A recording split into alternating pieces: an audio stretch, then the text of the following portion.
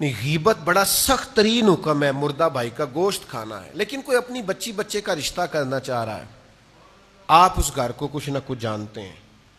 تو آپ سے کسی نے سوال کیا ہے کہ یار مجھے رائے دو، تو وہاں نہ کچھ لوگ کہتے ہیں میں کیوں برا بنوں، تو وہاں اگر آپ کے پاس کوئی درست اور حقیقی بات ہے تو آپ اس بات کو کر دیں، آپ وہ بات بیان کر دیں، اس لیے کہ ساری زندگی کا مسئلہ ہے نا، وقت گزارنا ہے نا۔ میں آپ کی خدمت میں ایک بات عرض کروں، آپ اپنے بچوں کو جائیدادیں بے شک تھوڑی بنا کے دیں، آپ ان کے لیے محلات اور بینک بیلنس بالکل تھوڑے بے شک لائیں، لیکن بچی جب ڈھونڈ کے لائیں نا اپنے بچے کے لیے تو وہ کوئی با اخلاق اور با مروت ڈھونڈ کے لائیں۔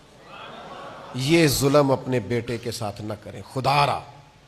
اس کا اخلاقی رویہ پوری نسل تباہ ہو جائے گی۔ یہ زندگی کا وہ والا رونا ہے، یہ لوگ رو نہیں سکتے۔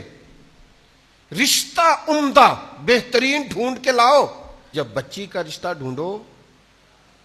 تو اس بچے کا اخلاق، کردار، انداز، گھر، لب و لہجہ، اٹھنا بیٹھنا ضرور دیکھو۔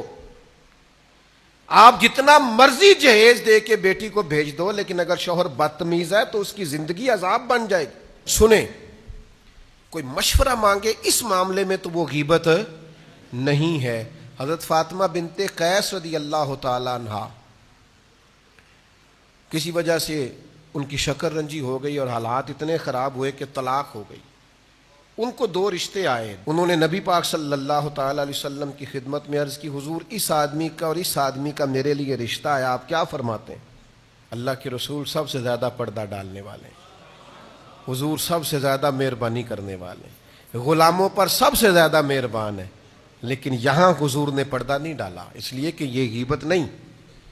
اللہ کے حبیب نے فرمایا وہ جس پہلے شخص کی آپ نے بات کیا وہ مفلس ہے، وہ اخراجات پورے نہیں کر سکتا، اور جس دوسرے شخص کی آپ نے بات کی ہے اس کا رویہ بڑا سخت ہے عورتوں کے بارے میں، وہ تو درہ کندھے سے نہیں اتارتا۔